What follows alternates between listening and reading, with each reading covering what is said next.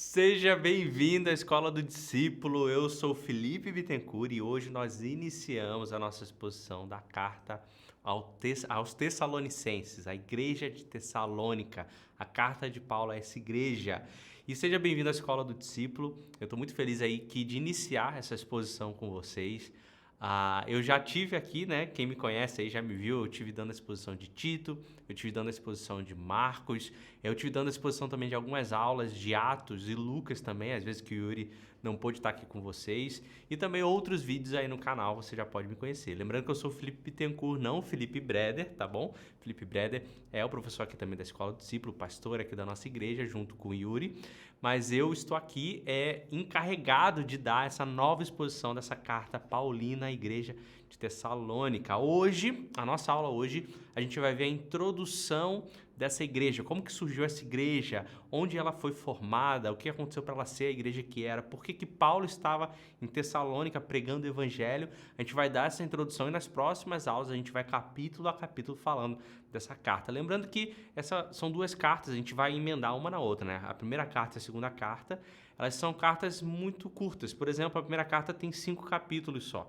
Então a gente vai realmente falar, né, de cada capítulo, mas vão ser poucas aulas em comparação a outras aulas que você vê aqui no canal, por exemplo, como o Felipe Breder está fazendo lá no Antigo Testamento, o próprio Yuri está falando lá de Coríntios. Então a gente vai tratar isso até de uma forma rápida, né, porque são cartas curtas e capítulos curtos também. Então, você está acostumado aí com uma aula talvez de 40 minutos, uma hora, pode ser que as nossas aulas tenham um pouco menos aí, né? Talvez meia hora, 40 minutos no máximo, mas é um prazer estar aqui com vocês. Lembrando que se você não é assinante aqui do canal, você pode clicar no botão aqui embaixo para assinar. E se você também não nos segue nas redes sociais, pesquisa lá Escola do Discípulo para você estar acompanhando todos os nossos conteúdos. E um recado muito importante que eu tenho que dar aqui para vocês é que nós não estamos ao vivo, né? Essa é uma aula gravada.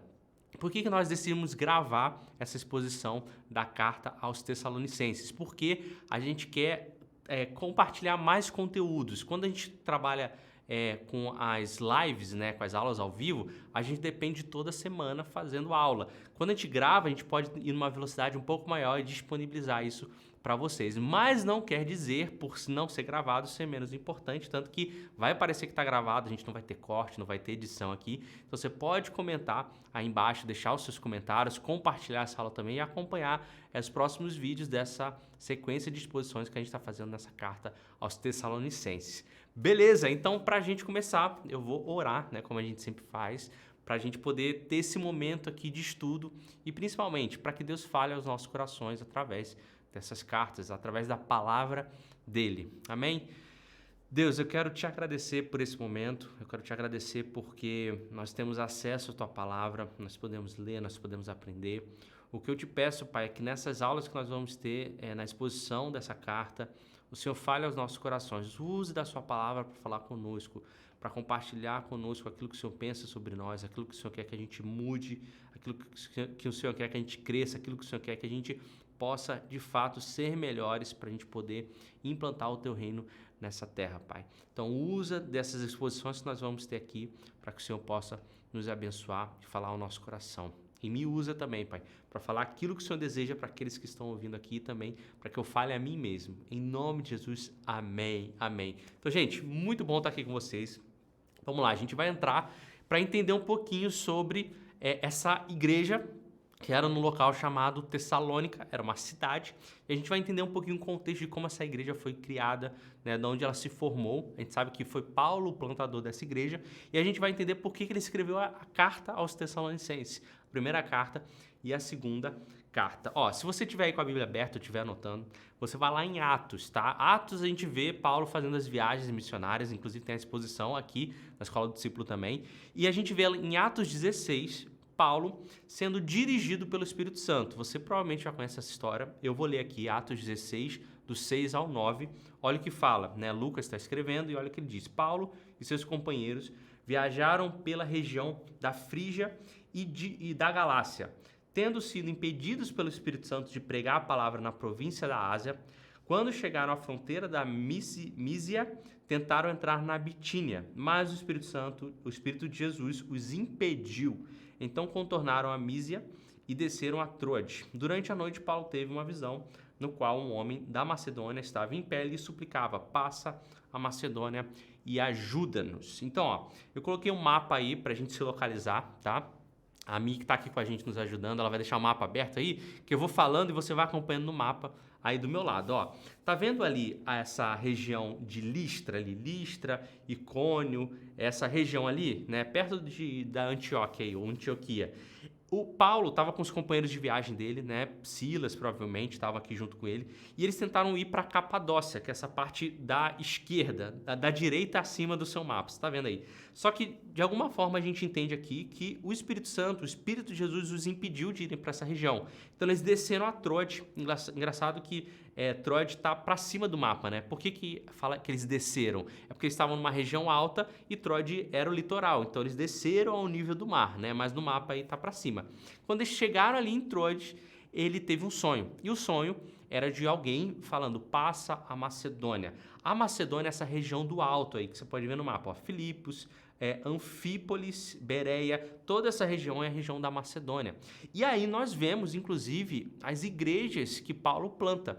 Então, esse sonho fez com que Paulo fosse para uma região onde foram plantadas as maiores igrejas que a gente vê, como Filipos, como Tessalônica, né? E a gente vê, até tem as histórias de Bereia, né, que ele passou e tudo mais, e a gente vê Deus direcionando Paulo até essa região. Então ele vai para essa região, sobe, passa por Filipos, passa por Anfípolis, e entre Anfípolis e Bereia, não está no mapa aí, é onde está Tessalônica. Tessalônica está bem nesse meinho aí. E aí ele passa por essas cidades, e se você avançar um pouco, agora indo para o texto lá de Atos 17, você vai ver já Paulo em Tessalônica, e a gente vai ver o que aconteceu com Paulo e Silas, né? A gente vê eles dois chegando a esse local, e a gente vai ver como que essa igreja surgiu. Aqui é o início da igreja de Tessalônica. Vamos lá, Atos 17, do 1 ao 10. Vou ler aqui, ó.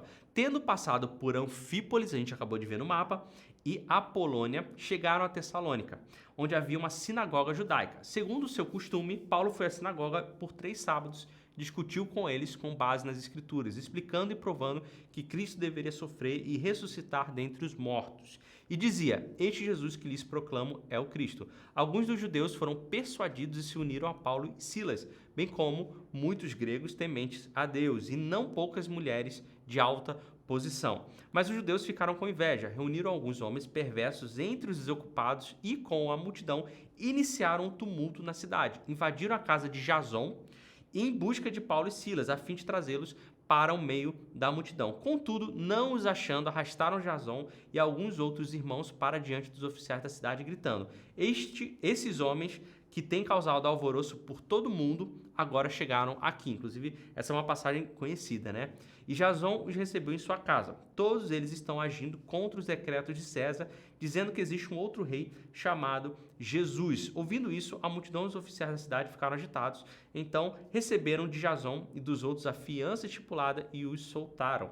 Logo que anoiteceu, os irmãos enviaram Paulo e Silas para Bereia. Chegando ali, eles foram à sinagoga judaica. Então, nós temos aqui uma cidade onde Paulo e Silas chegam. Eles, por 3 semanas, né, por 3 sábados, ou seja, ficaram lá 3 semanas, eles vão até a sinagoga, como o Paulo sempre fez nas estratégias dele. Depois a gente até vai falar um pouquinho sobre isso. E a gente vê eles falando sobre Jesus, falando do Cristo crucificado que ressuscitou. E muita gente se converte ali, muita gente acredita no que Paulo fala e no que Silas fala, só que tem os judeus lá, que a gente já conhece a história, você já deve ter ouvido isso várias vezes, que eles não gostam. E eles falam, eles tentam invadir a casa de Jason, que era quem estava recebendo Paulo e Silas, não encontram Paulo e Silas, pegam Jason e levam lá para os guardas, para os oficiais da cidade. O que acontece? Isso é muito importante a gente entender por que as pessoas ficavam tão revoltadas com Paulo, revoltadas com Silas aqui nesse momento e até em outras cidades. Tessalônica era uma cidade que era do Império Romano, só que ela era uma cidade livre. Ou seja, ela era uma cidade que era governada pelo Império Romano, mas ela era uma cidade que ela tinha liberdade para ter várias coisas, né? Para viver como uma cidade livre. Ela não era assim oprimida pelo Império Romano, entende? Quando eles começam a ter 2 pessoas chegando e falando: olha, existe um outro rei que não César, mas é um rei Jesus que ressuscitou, eles estão prejudicando a possibilidade dessa cidade continuar livre. E aí o Império Romano vinha e oprimir essa cidade de alguma forma. E aí, o que acontece? As pessoas começaram a ficar com medo, falando, cara, a gente sabe que o imperador é César. Aí tá vindo esse pessoal que tá causando confusão em outros lugares, vem pra cá e diz que o imperador não é mais César, eles estão malucos. Se eles fizerem isso, a gente, como cidade de Tessalônica, pode perder o nosso direito de cidade livre.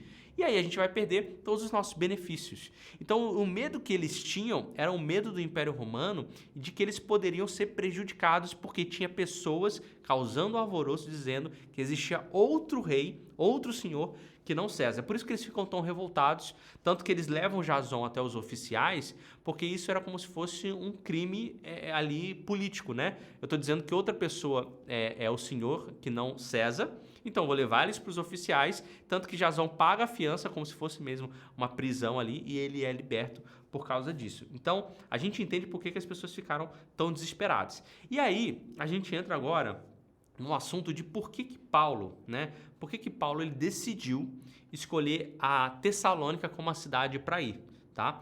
Primeiro, a Tessalônica era uma cidade que ficava ali na região da Macedônia, como a gente viu, e ela era uma das maiores da época dela. Para você ter noção, ela tinha 200 mil habitantes. Nessa época, ter 200 mil habitantes é muita coisa. A gente tem cidades hoje no Brasil que não tem isso de habitante, né? Naquela época, ter 200 mil habitantes era uma coisa muito grande, era uma cidade muito grande. Então, era uma região numerosa de pessoas, né, que moravam muitas pessoas ali, uma cidade importante ali daquela região da Macedônia. E o que acontece? Mesmo debaixo de perseguição, que foi ali o início, né, de que Paulo e Silas foram perseguidos, mesmo debaixo disso, surge uma igreja naquele local. Isso é muito interessante porque a gente consegue perceber que não só nessa história, mas em todas as histórias que a gente vê do apóstolo Paulo plantando igreja, a gente vê que o início da igreja ele sofreu, né? Houve alguma perseguição ali.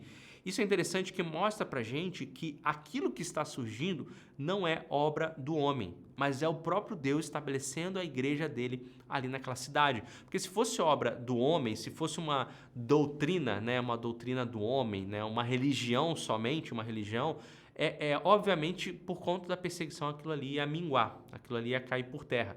Então a gente vê uma igreja surgindo no meio de uma perseguição e mesmo assim sendo estabelecido como igreja naquela região.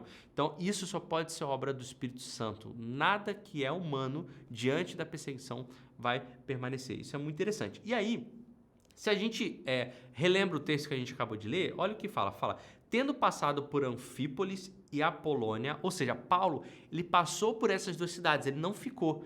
Ele passou por essas duas cidades e parou em Tessalônica.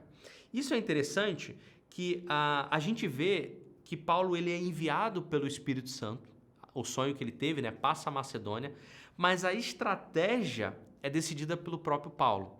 Interessante isso, né? Paulo, ele é direcionado pelo Espírito Santo falando assim, olha, tá vendo aquela região lá da Macedônia? Vai para lá. E aí eu imagino Paulo pensando, falando, nossa, tá bom, a gente tem que ir lá para a região da Macedônia. Estrategicamente, o que é melhor a gente fazer? Vamos pensar um pouquinho. Olha, tem Tessalônica. Tessalônica é uma das maiores cidades da região, uma cidade, inclusive onde todas as pessoas passam por ela para ir para outras regiões. Se a gente conseguir gerar ali uma igreja, é possível que a gente alcance o evangelho em várias outras cidades que a gente nunca vai conseguir ir, só porque pessoas ali vão ser alcançadas. Então vão para Tessalônica. Então a gente vê Paulo bolando uma estratégia, sendo dirigido pelo Espírito Santo para aquela região, mas bolando a estratégia de qual cidade ele iria estar. Tanto que ele passa por Anfípolis e por Apolônia, e ele não fica nessa cidade, ele simplesmente passa porque era caminho, e ele vai direto lá na cidade de Tessalônica. A gente vê isso acontecendo na primeira viagem de Paulo, por exemplo, em Chipre, né?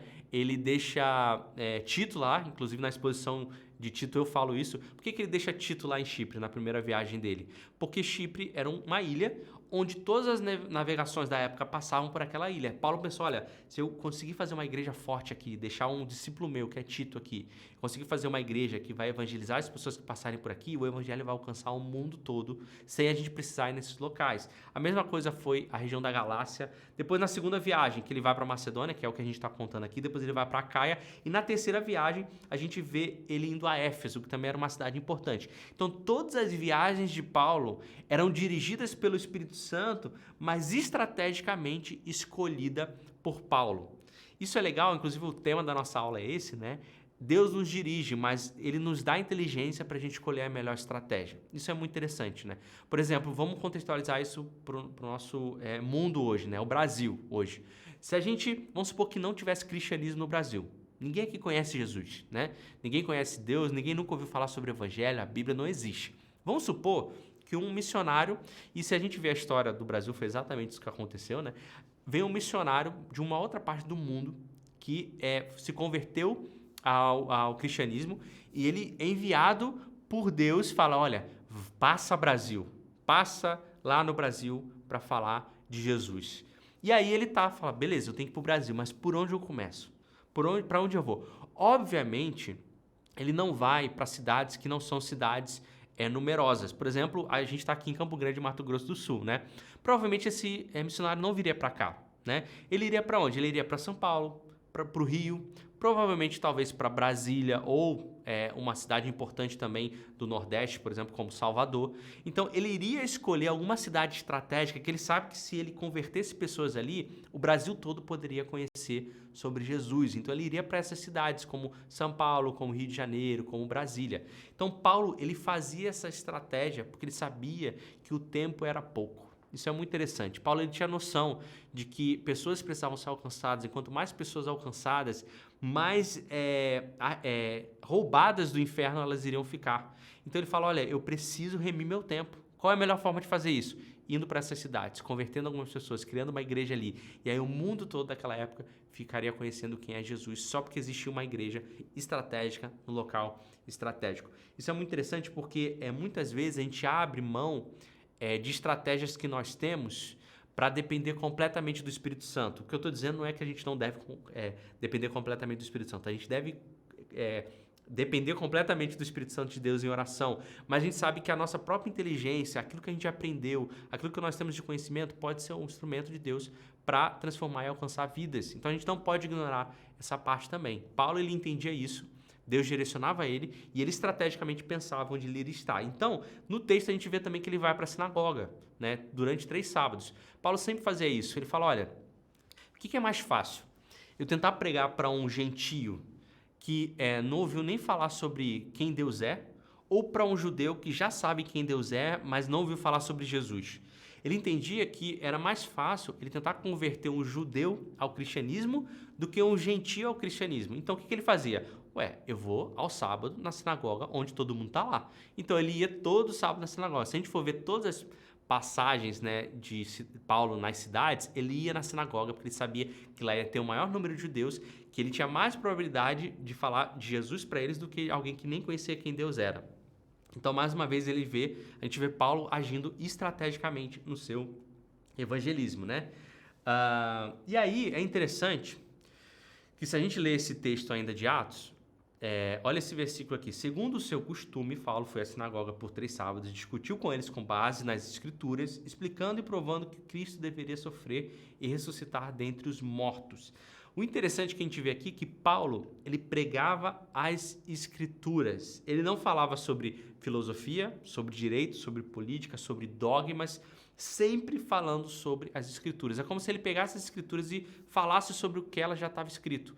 Então ele não fazia uma boa palestra. Paulo não era um bom palestrante. Ele pregava aquilo que Cristo era e que estava escrito nas próprias Escrituras. Essa é a melhor forma de nós falarmos sobre o Evangelho. Pregar o que já está escrito. Pregar o que a Bíblia já nos diz. Não é trazendo dogmas novos ou filosofias novas, não. É falar o que a própria palavra diz. Paulo só fazia isso e dessa forma o Espírito Santo agia no coração das pessoas e as pessoas se convertiam, né? Isso é muito interessante. E aí, agora, a gente ainda falando sobre a igreja de Tessalônica, mas já entrando na carta dos Tessalonicenses, uma pergunta que a gente se faz por que houve tanto impacto através da vida de Paulo naquele local em apenas 3 semanas? Paulo ficou lá 3 sábados, 3 semanas. Como foi gerada tanta confusão, como pessoas se converteram, como surgiu uma igreja grande lá nesse local, como que isso se deu tão rápido, né? Lá em 1 Tessalonicenses, no próprio capítulo 1, do versículo 5, olha só o que Paulo está escrevendo já para a igreja de Tessalônica que ficou. Ele vai embora, né, que a gente viu lá em Atos, e uma igreja surge. Depois ele escreve as cartas para essa igreja. Olha o que ele escreve. porque o nosso evangelho não chegou a vocês somente em palavra. Ou seja, não foi só eu falando sobre algo, mas também em poder, no Espírito Santo e em plena convicção. Vocês sabem como procedemos entre vocês em seu favor. Então nós vemos 3 pontos da pregação de Paulo, que são 3 pontos que nós devemos trazer para a nossa vida. Se você prega na sua igreja, se você é líder de algum pequeno grupo, de alguma célula, ou você é alguém que quer evangelizar outras pessoas, nesse texto, nesse versículo, tem 3 coisas que fez com que o impacto de Paulo naquela cidade fosse tão grande em tão pouco tempo, e é o que pode fazer com que a nossa vida tenha impacto na vida das outras pessoas. Olha o que ele fala. Primeira coisa, o nosso evangelho chegou a vocês não somente pela palavra. Então a gente vê que Paulo falava somente da palavra, era centrado na palavra. Ele fala que não foi somente isso, mas tinha isso também. É o que a gente viu antes, né, em Atos. Paulo expunha a palavra. Então você quer ter uma evangelização poderosa, uma pregação poderosa, você quer falar de Jesus poderosamente para causar impacto nas pessoas que estão à sua volta, fale da palavra. Simplesmente pegue a Bíblia, leia sobre ela e explique ela para as pessoas. Esse é o primeiro ponto que Paulo fez. A segunda coisa é uma pregação revestida de poder. Não somente em palavras, mas também em poder. E aí é muito interessante porque isso está muito relacionado com o poder que a palavra tem na vida das outras pessoas. Está relacionado com a unção que Deus está derramando sobre a sua vida. Está relacionado com o quanto de você está imerso naquilo mesmo que você está pregando. E aí é até sobrenaturalmente falando, né? O poder do Espírito Santo através da sua vida. Então Paulo, ele não só expunha a palavra, mas ele fazia isso com poder. Com poder. E aí essa palavra é dínamos, né? De dinamite, é algo que explode mesmo, que chega ali e causa uma explosão na vida da pessoa. Aquela palavra que chega ali já dando um soco na pessoa e a pessoa fica até impactada, meu Deus. E a última coisa é que no Espírito Santo e em plena convicção. Então Paulo pregava com uma profunda convicção daquilo que ele acreditava. Então, Paulo, quando ele ia falar do evangelho, ele não só expunha a escritura, ele não só falava com poder, mas ele pregava como se aquilo fosse a vida dele. E era. Como se ele vivesse aquilo até a última gota do sangue dele. E era exatamente assim que ele vivia. Então, quando você está falando sobre a palavra, você tem que ter convicção plena daquilo que você está pregando. E você tem que estar vivendo aquilo, você tem que estar dentro do seu ser. Eu lembro uma vez, o Yuri falou isso, né? Eu acho que ele leu em algum livro, não lembro, mas ele falou assim que a pregação, ela é boa quando não só o pregador fala da palavra, mas quando a palavra ela consegue penetrar e passar através do pregador. Então, antes do pregador ter uma pregação cheia de convicção, ele tem que ter deixado a palavra passar por ele. Isso é muito interessante porque a minha esposa, a Mari, ela é uma das minhas maiores críticas de pregação, né? Mas crítica no ponto positivo, tá? É sempre muito em amor, assim, a exortação dela. Mas é impressionante, toda vez que eu prego, ela é a primeira pessoa que eu vou para pegar o feedback, porque ela normalmente é muito sincera no feedback dela, assim, tanto positivamente, quando eu vou bem, ou quanto negativamente, quando eu vou mal e eu tento melhorar. Mas é impressionante, e ela mesma fala isso, ela fala, é muito interessante, que é muito diferente quando eu prego, trazendo uma palavra que veio do meu devocional, ou quando eu prego simplesmente porque tinha um tema para ser pregado. Quando é uma palavra do meu devocional, aquilo Deus está falando comigo, está trabalhando no meu coração, está me destruindo. Quando eu vou pregar, parece que eu sou revestido de poder e eu tenho profunda convicção naquilo que eu estou falando. Aí, quando é simplesmente o tema, é até uma boa pregação, né? É até interessante, até porque você está falando da Bíblia, expondo a Bíblia. Mas parece que não tem aquela coisa, aquela emoção, aquele fervor, sabe? Então, quando nós falamos da palavra, nós precisamos entender que ela precisa passar pela gente. E a gente tem uma profunda convicção daquilo que a gente está falando. E Paulo tinha isso. E é por isso que em tão pouco tempo ele causou tanto impacto naquele local. E aí, a gente vai para os objetivos que a gente sabe que Paulo escreveu a carta à igreja de Tessalônica, né? Foram vários objetivos, eu vou citar eles aqui para a gente poder entender, né, o contexto que existia, para a gente, quando entrar na próxima aula, no primeiro capítulo, a gente entender por que Paulo vai trabalhar alguns assuntos específicos, tá bom? Primeira coisa que aconteceu, porque houve uma perseguição, Paulo ele teve que sair correndo assim com Silas, correndo da cidade de Tessalônica. Por ele ter saído correndo, Paulo ele não deu tempo dele estruturar uma liderança, uma igreja naquele local. Ele impactou as pessoas, transformou a vida delas, as pessoas se converteram e aí veio a perseguição, ele teve que fugir correndo daquela cidade e ele foi para Bereia, que é a cidade seguinte. Inclusive, ele indo para Bereia, as pessoas de Tessalônica que perseguiram ele foram atrás dele em Bereia também. Se você ler Atos, você vai ver que isso acontece. Então, como ele fugiu tão rápido, ele precisou escrever essas cartas para a igreja que ficou lá, para meio que ajudar eles, auxiliar eles em algumas dúvidas, porque não teve tempo de discipulado, imagina, né? 3 semanas aqui correndo, falei isso aqui, o pessoal começou a perseguir, ele saiu correndo, então não deu para ele trabalhar o coração das pessoas. Tinha muita gente, a gente vai ver isso ao longo da carta, que eram pessoas que eram gentias que praticavam muita idolatria, e elas trouxeram isso para a igreja, mas não porque elas fizeram isso por maldade, mas porque elas não tinham conhecimento sobre isso, e aí misturava as coisas que elas acreditavam. Então Paulo ele escreve porque começou a surgir esses problemas, e ele não teve tempo de estar lá para resolver, né? Timóteo, inclusive, quando ele visita Paulo, Timóteo passa por lá, ele traz essas notícias, é quando Paulo escreve a carta para a igreja de Tessalônica, né? O que aconteceu também, isso aqui é muito engraçado, né? Quando Paulo falou sobre a volta de Jesus, né? As pessoas que se converteram, elas ficaram tão animadas, né? Tipo assim, Jesus está voltando, Jesus está voltando. Elas começaram a vender tudo, deixar tudo, largar emprego, vender casa, vender carro, largar tudo. Só que o que aconteceu? Nós estamos no ano 2022 e Jesus ainda não voltou. É uma pena, né? Mas Jesus ainda não voltou. E o que aconteceu com aquela galera? Eles largaram emprego, largaram tudo, venderam tudo. Aí passou um dia, uma semana, um mês. Ué, Jesus não voltou. E aí? A gente precisa comer agora, a gente precisa trabalhar. Só que como eles estavam desempregados, a galera que vendeu tudo, eles começaram a se aproveitar e ficar, né? A gente tem uma expressão, não sei se é comum aqui, ô Miriam? Ficar na aba dos outros? Não? No Rio tem essa, ficar na aba dos outros. Tipo assim, você é folgado, você se aproveita do outro. Então você não trabalha, mas usufrui daquilo que as pessoas que estão trabalhando compram, né? Então, as pessoas que venderam tudo, largaram tudo, elas estavam tão animadas com a volta de Jesus, mas passou algum tempo depois, elas não tinham nada, elas começaram a se aproveitar daqueles que trabalhavam. E aí começou a ficar pesado para a comunidade. Imagina, né? Você está numa igreja, aí você tem lá 100 pessoas, dessas 100, 50 não trabalham, outras 50 trabalham, e eu tenho que sustentar a galera que não trabalha. Então, Paulo escreveu para ajustar isso aí, que era um problema que estava acontecendo naquela igreja, né? Uma outra coisa que estava acontecendo era uma confusão sobre o destino que a gente tinha depois de morrer. Então, a dúvida que eles tinham era, peraí, Jesus vai voltar? Então, se Jesus vai voltar, é melhor eu não morrer. Porque se eu morrer, eu não vou estar aqui para quando Jesus voltar. E o que vai acontecer comigo depois que eu morrer, se eu não vou estar vivo para Jesus voltar?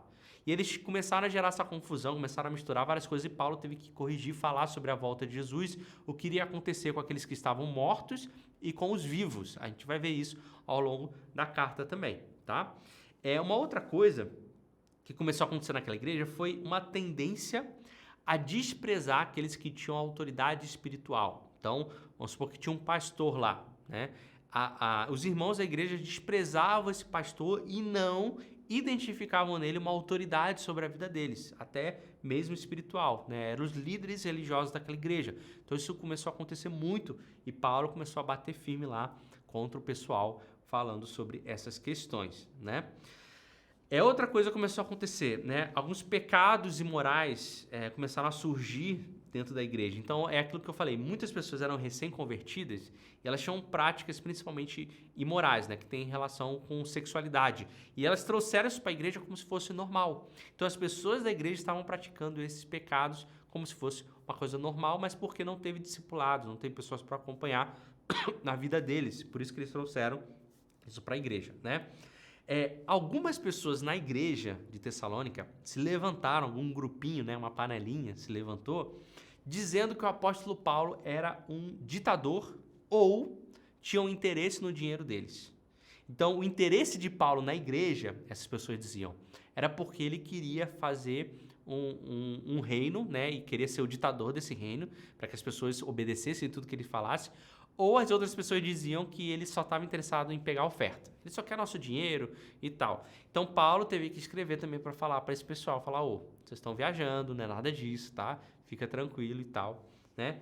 E a última coisa é que tinha algo que realmente, assim, é difícil a gente ver, principalmente nos dias de hoje, é muito raro, tem tempo que eu não vejo isso acontecendo, que era uma divisão na igreja e briga entre os irmãos. Obviamente, eu estou sendo sarcástico aqui, né?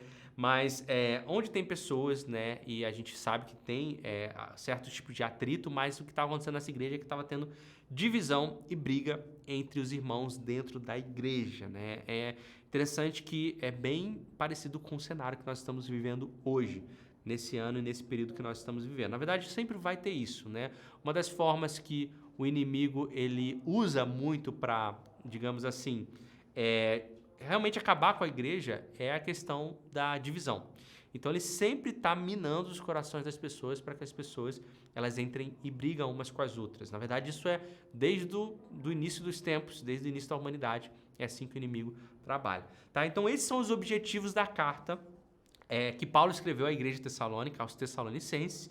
E a gente entendendo um pouquinho dessa história, desse pano de fundo, a gente começa a compreender alguns pontos que Paulo vai trabalhar nas cartas, nos capítulos que a gente vai ver nas próximas aulas, tá bom? Então, só para recapitular, Paulo é enviado por Deus, pelo Espírito Santo, impedido pelo Espírito do próprio Jesus para ir para a Ásia, né, para cima ali, ele vai para outro lugar, mas ele decide estrategicamente. Então, a gente sempre tem que orar e pedir direção a Deus, mas a gente sempre tem que estar de olho, porque o nosso próprio conhecimento, a partir das nossas experiências, até da nossa faculdade, de qualquer curso que você fez, né, a experiência de vida que você tem, pode ser também um instrumento de Deus para abençoar a vida das outras pessoas. E também a gente sabe que Paulo começou a escrever ali porque precisava de algumas coisas serem ajustadas. E finalizando, lembrando que você quer ser um pregador da palavra poderoso, você quer impactar a vida das pessoas, ou você quer, não é nem assim, eu não sou pregador, não sou pastor, mas eu quero impactar as vidas das pessoas no meu serviço, na minha escola, na minha faculdade. 3 pontos. Fale sobre a Bíblia, fale com poder e fale com convicção daquilo que você acredita, ok? Fazendo isso, as pessoas serão impactadas em pouco tempo, as pessoas serão transformadas. A gente pode ficar assim, assustado com a surpresa que Deus pode fazer através da nossa vida, expondo o evangelho dessa maneira, tá bom? Gente, essa é a nossa primeira aula da exposição de Tessalonicenses, 1 Tessalonicenses, 2 Tessalonicenses. É quase um trava-língua, né? Se falar Tessalonicenses várias vezes. Mas essa é a nossa primeira aula. Muito bom ter você com a gente aqui. Como eu falei, não é uma aula ao vivo, mas não quer dizer que você não possa participar como se estivesse ao vivo, assistindo, anotando, compartilhando, curtindo essa aula, fazendo com que o YouTube mostre para outras pessoas o que nós estamos fazendo aqui, esse trabalho da Escola do Discípulo, que é de fato expor a Escritura para que todas as pessoas conheçam e aprendam. E é realmente um prazer a gente poder estar fazendo isso e abençoando a sua vida. Amém? Então, um grande abraço. Se quiser compartilhar aí dessa aula, postar, marcar a gente vai repostar, vai ser muito bom. Não esquecendo que nós temos um novo documentário da Escola do Discípulo, que já saiu o primeiro episódio, vai sair os outros episódios, talvez se você está assistindo essa aula daqui a muito tempo para frente, já saiu todos, você pode assistir lá, tem História do Cristianismo e também, como é o nome do último documentário? É Deus... As Grandes Questões da Vida, que eu fiquei o título do primeiro episódio na minha cabeça. Mas o documentário todo se chama As Grandes Questões da Vida e a gente já tem o primeiro episódio. Deus existe? Será? Será que podemos provar a existência de Deus? Assiste lá, vai ser muito bom. E, gente, grande abraço e até a próxima aula.